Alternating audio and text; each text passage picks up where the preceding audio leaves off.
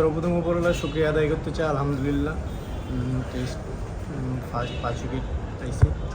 আর বেশি কিছু ট্রাই করি নাই, জাস্ট চেষ্টা করছি ব্যাটসম্যানকে রুম না দিয়ে লাইন টু লাইন কেমনে বোলিং করা যায় এবং কোন সিচুয়েশনে কোন ব্যাটসম্যানকে কীভাবে বোলিং করা যায় সেই বোলিংটা করার চেষ্টা করছি।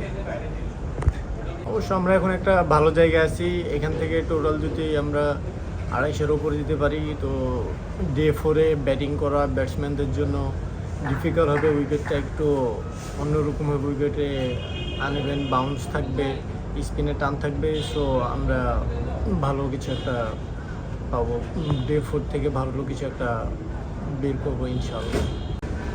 আমার কাছে যেটা মনে হয় যে এই উইকেটে বেশি কিছু ট্রাই না করে just line to line bowling করে এবং ব্যাটসম্যানকে রুম না দিয়ে রান ছাড়া বোলিং করলে ব্যাটসম্যানরা অনেক কিছু ট্রাই করে। তো আমি মনে করি এখানে বোলারদের অত কিছু ট্রাই না করে just line to line bowling করা, এটাই বোলারদের জন্য ভালো।